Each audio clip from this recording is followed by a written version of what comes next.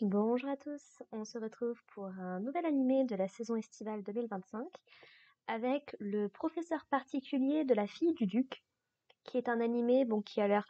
C'est du classique pour moi, c'est tout ce qui me plaît, c'est de la magie, c'est du médiéval fantasy, c'est de la tranche de vie, c'est de l'enseignement, bref, c'est tout ce qui peut me plaire et franchement ce premier épisode est très prometteur. Donc on retrouve notre personnage principal qui s'appelle Allen, qui est du coup un magicien quelconque, qui vient tout juste d'échouer à l'examen de l'académie, si j'ai bien compris. Et en fait, du coup, comme il a pas d'argent pour rentrer chez lui, il demande du coup à le directeur de l'académie, qui est également son professeur, s'il n'aurait pas du travail potentiellement qu'il pourrait lui confier. Et ce dernier va lui dire, bah écoute, j'ai un vieil ami à moi qui aurait besoin de quelqu'un pour entraîner un petit peu sa fille. Donc écoute, je te recommande, tu y vas, tu dois faire ça jusqu'au printemps, et puis après, on avise. D'accord? D'accord. De toute façon, il lui laisse pas vraiment le choix, il a déjà tout plus ou moins organisé. C'est-à-dire qu'il lui a à peine présenté le truc, qu'il a déjà acheté le billet de train et tout, quoi. Donc bon. Et donc du coup, donc Allen va se rendre du coup dans la demeure du duc, et on va en apprendre un petit peu plus sur le lore de cet univers-là, qui me plaît beaucoup. C'est qu'en gros, donc la famille royale a donné les 4 régions principales de ce monde à 4 ducs différents, puisque les fondateurs de ces familles ont activement participé à la fondation même de ce monde. Donc c'est pour ça qu'il leur a confié chacun une région, et ils ont l'air d'être très liés à des éléments en particulier, et semblerait-il qu'il y a des sorts suprêmes que chaque famille peut apprendre à ses différents membres, qui sont représentatifs du coup de la famille et de la région en question, et qui ont l'air d'être affiliés à des animaux. Alors, j'ai pas retenu celui de notre famille principale, c'est passé un peu vite, mais si j'ai bien compris, dans la famille du Sud, par exemple, qui a l'air d'être plus ou moins assez liée au feu, ils ont le sort flamme-oiseau, qui du coup fait apparaître un espèce d'énorme oiseau de feu, par exemple. Voilà. Donc du coup, Allen va être, comment dire, va être accueilli à la gare du coup par Graham, qui est le majordome qui s'occupe de la famille et du domaine, et d'une jeune fille qu'il présente tout d'abord sous le prénom de Ellie, et qui présente comme étant une apprentie servante. Et autant dire que, alors j'avais regardé le trailer, mais sans plus, je m'en souviens plus vraiment honnêtement, mais c'est cramé bien évidemment que ce n'est pas une servante, que c'est la jeune fille qui va devoir éduquer, qui du coup se fait passer pour une servante très probablement pour jauger potentiellement de quel type de personne c'est. Et lui va assez vite le comprendre de par les vêtements qu'elle porte en fait. Elle n'a pas de coiffe sur la tête comme les domestiques. Elle porte un espèce de ruban dans les cheveux qui est blanc gravé d'or, qui est un truc qu'il a surtout vu à la capitale et auprès des gens de bonne famille, on va dire. Et puis les vêtements qu'elle porte, c'était un petit peu trop grand pour elle, si c'était vraiment ses habits de servante. Voilà. Donc voyant qu'il fait très froid dans la voiture, puisque du coup on arrive en hiver et ils vont être bloqués jusqu'au printemps, apparemment. Donc ça doit être des hivers assez rudes, on est dans le nord. Euh, Donc du coup, il décide de lancer un sort de température pour essayer de gérer qu'il fasse plus chaud ou plus froid, donc en l'occurrence pour réchauffer un petit peu l'habitacle, ce qui impressionne un petit peu tout le monde. Ils arrivent du coup au manoir, il explique qu'il a compris la supercherie, et la jeune fille se sauve.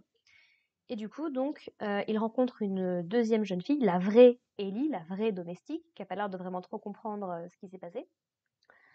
Et en fait, voilà, elle a l'air assez maladroite. Dans l'épisode, on la voit 2 fois trébucher. Et en fait, du coup, Allen arrive à la retenir pour éviter qu'elle se fasse mal. Mais il s'attire, du coup, un petit peu le courroux de Graham, puisque je m'en doutais ça aussi très fortement vu sa réaction. Mais c'est le grand-père, du coup, de Ellie. Et du coup, oui, bon. Apparemment, le professeur de Allen l'a présenté comme le tombeur de Junior, quelque chose comme ça. Donc en gros, voilà, s'il peut éviter que sa petite fille ne tombe entre les griffes de quelqu'un de mal intentionné, je peux totalement comprendre. Même si c'est censé être quelqu'un qui doit enseigner à la fille du duc, quelqu'un de respecté et tout. Voilà. Donc suite à ça, Allen rencontre le duc en question, qui lui explique du coup que voilà, tout ce que sa famille du coup a pu engendrer va s'arrêter avec sa génération, puisqu'il a 2 filles. Sa femme est décédée en donnant un peu de temps après la naissance de la plus petite. Et en fait, aucune des deux n'est vraiment très très douée pour la magie. Donc la plus grande est rentrée à l'académie, mais voilà, c'est un petit peu compliqué. Et la plus jeune, donc qui s'appelle Tina, qui est donc la jeune fille que Hélène va, va éduquer sur la magie. Elle apparemment, alors elle a du mana, mais elle n'est pas capable d'utiliser de sorts. Et ils ont beau avoir consulté plusieurs mages de renom, personne n'a l'air de trop savoir exactement quel est le problème. Donc voilà, est-ce que Hélène va réussir à trouver le truc? Ça, on verra bien. Et en fait, son père voudrait qu'il la dissuade d'aller à l'académie. Parce que bon, déjà, c'est pas, elle risque d'avoir ses espoirs assez vite déçus de ce côté-là. Et puis c'est surtout que elle a été capable de s'occuper très très bien de différentes plantes qui se trouvent dans le manoir, principalement dans une espèce de serre où elle a un petit peu ses quartiers. Et du coup, que dans la mesure du possible, il préférait qu'elle reste ici pour continuer à développer ses recherches autour des plantes, parce qu'apparemment ce serait plutôt bénéfique pour la région. Mais du coup, Allen lui demande si elle arrive à atteindre un niveau satisfaisant et qu'elle en fait elle-même la requête, pas juste parce que c'est son rôle, parce qu'apparemment elle a un grand sens des responsabilités, donc elle veut faire honneur à sa famille et à son héritage en fait. Et voilà, Allen veut savoir que si elle en fait la demande et si elle a le niveau suffisant, est-ce qu'il acceptera? Son père a promis qu'il acceptera, donc reste à voir si Allen réussira à lui faire atteindre le niveau adéquat. Voilà, voilà. Et ensuite, donc Alan va aller voir un petit peu Tina pour commencer d'abord par un examen écrit. Il veut savoir si elle a déjà de base les connaissances théoriques suffisantes pour pouvoir rentrer à l'académie. Il s'avère qu'elle est très douée dans ce domaine-là, pas de problème. Je crois qu'elle a eu un score parfait au petit examen que lui fait passer Allen. Alors, au début, Tina, elle est pas très très enjouée parce qu'elle se dit, oui, non, mais les examens, ça change tous les ans, c'est impossible c'est très très compliqué de s'y préparer. Mais Allen va lui expliquer que non, non, c'est juste que les examens suivent un rythme sur plusieurs décennies, si c'est pas sur un siècle complet. Donc en fait, les gens ne se rendent pas compte que les examens finissent par se répéter. C'est juste que c'est sur une durée tellement longue qu'effectivement, à moins de louper son examen pendant un siècle, c'est un petit peu compliqué de voir le truc, quoi. Donc voilà. Et ensuite, donc, il peut passer un petit peu à la pratique et on découvre un petit peu comment fonctionne la magie de cet univers. Donc, c'est du classique, c'est basé sur les éléments. Mais du coup, on a les éléments principaux, feu, eau, terre et air, auxquels on rajoute également la foudre, la lumière et les ténèbres. Donc ça fait quand même 7 bons éléments avec lesquels on peut jouer. Et ce qui nous explique, c'est que par exemple, pour lancer des sorts de glace, tu combines l'eau et la glace, ce qui est un petit peu l'élément principal de la famille de Tina. Mais il explique également que pour gérer la température dans la voiture, comme il a fait un peu plus tôt, il a mélangé eau, vent et feu. Et en fait, il ne veut pas qu'on parle nécessairement de points faibles ou de points forts par rapport aux éléments, que c'est plus compliqué que ça, et que du coup, faut que les filles, elles n'hésitent pas à tester différents trucs. Parce que il n'y a pas nécessairement... Alors, elles ont une affinité particulière avec des éléments a priori, d'après la naissance, d'après ce que raconte l'histoire, mais Alan leur explique que c'est un peu plus vaste que ça, faut pas qu'elles hésitent à tester. Par exemple, c'est pas parce que Tina vient d'une famille où où la glace, donc l'eau et le vent, sont ses atouts principaux, qu'il faut pas qu'elle essaye de voir si elle n'a pas une meilleure affinité avec d'autres éléments.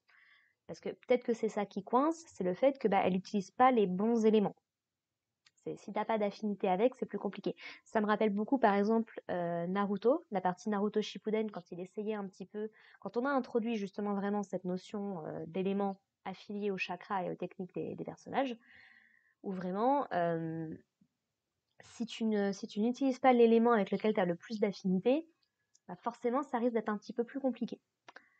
Voilà. Et donc, du coup, pour montrer un petit peu tout ça, Allen a fait apporter une bougie avec cette bougie, du coup, candélabre, je sais pas très bien ce que c'était, comment ça s'appelle. Et en fait, du coup, donc, il demande à Ellie, du coup, qui a le plus de facilité avec la magie, donc d'utiliser du feu et du vent, puisque c'est les trucs avec lesquels elle se débrouille le mieux.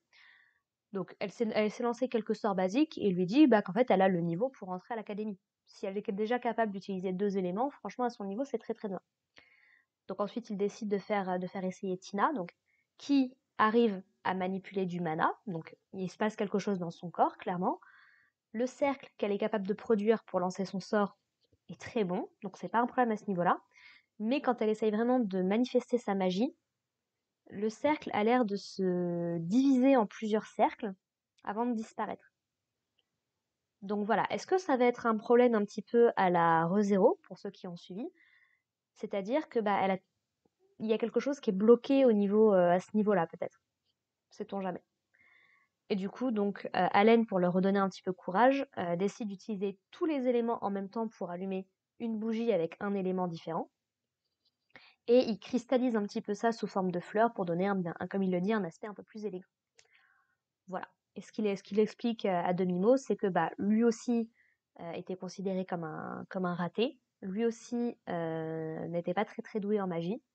Et pourtant, il est capable d'arriver à faire ce genre de choses. Donc, faut pas qu'elle se dévalorise. On va essayer de comprendre quel est le problème qui l'empêche de vraiment bien utiliser sa magie. Et puis, avec un peu de chance, on trouvera une solution pour qu'elle puisse du coup aller à l'académie, puisque c'est vraiment son souhait propre. C'est pas juste à cause de ses responsabilités, c'est elle aussi par rapport à des histoires que lui racontait sa mère quand elle était plus jeune. Voilà, elle veut quelque part être à la hauteur des héros qui ont un petit peu aidé à façonner ce monde. Voilà. Et on mentionne du coup Lydia, qui est donc l'héritière, je suppose, de la Maison du Sud, qui a l'air d'être une bonne amie en tout cas de Halen. Et ce qu'on explique, c'est qu'il agit un petit peu comme son garde-fou. En fait, c'est peut-être le seul qu'elle écoute réellement. Et du coup, c'est pour ça qu'il a eu autant de facilité à rentrer dans l'académie, c'est parce qu'il était capable de la gérer un petit peu. Et donc, au tout début de l'épisode, il lui envoie une lettre un petit peu pour lui expliquer ce qui se passe.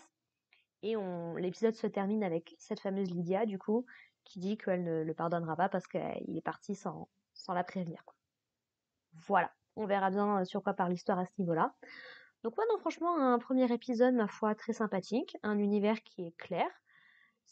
On nous donne suffisamment de lore pour comprendre un petit peu les implications. Les personnages ont l'air vraiment attachants et adorables, surtout les deux petites. Donc ouais, ouais, très très envie de voir où va partir la série là pour le coup. Donc ce sera un des animés que vous verrez sur la chaîne. Alors, cet été, si j'arrive à commencer mes reviews suffisamment tôt, on y croit. Et ça s'étendra jusqu'à l'automne, si c'est pas l'hiver, même carrément. Voilà. Sur ce, écoutez, n'hésitez pas à me dire ce que vous en pensez dans les commentaires. Et puis on se retrouve la semaine prochaine pour parler de l'épisode 2. Donc en attendant, portez-vous bien, prenez soin de vos proches, profitez bien des vacances, du coup, pour ceux qui en ont. Et puis sur ce, à plus tard. Allez, bye!